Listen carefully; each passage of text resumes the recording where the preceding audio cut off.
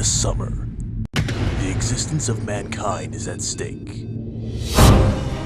There's more carbon dioxide in our atmosphere than there has been in the last 650,000 years. Rising ocean levels will cause a massive devastation to population centers worldwide.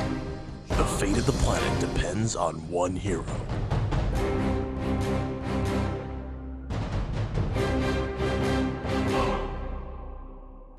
I've been teaching science here at the Ramos Middle School for about 6 years.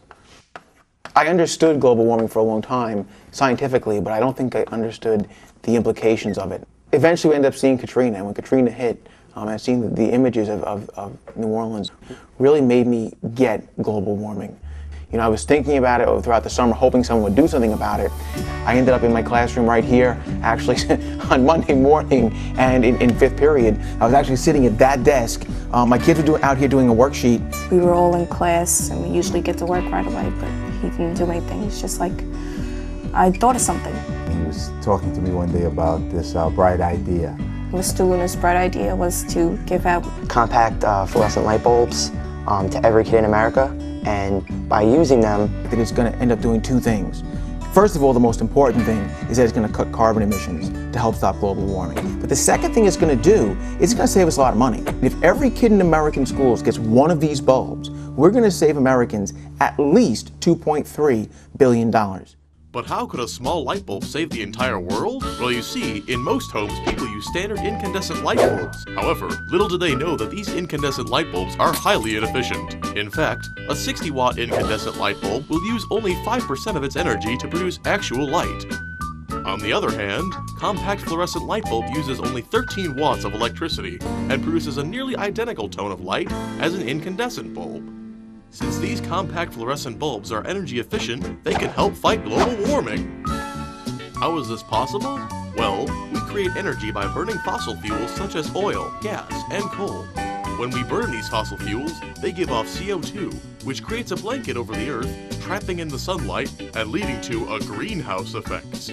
As more fossil fuels are consumed, this blanket is thickened, trapping more of the sun's energy and making global warming an increasingly worse problem. By using compact fluorescent bulbs instead of incandescent bulbs, we use significantly less energy, which means we are burning less fossil fuels and therefore giving off less emissions of CO2. Ultimately, we are helping to reduce global warming. It's just that simple. Back to you, Luna. Basically, we've got about 50 million kids in American schools, and that's grades pre-K to 12. And we know that each of these bulbs, according to Home Depot's packaging, saves at least $46. And so you put that together and do the math, it's about $2.3 billion. I don't think it's easy always for people to see that it's such a huge savings over time because there's so many people out there doing it. My students have been so incredible as far as supporting this idea and supporting what we're trying to do with the light bulbs.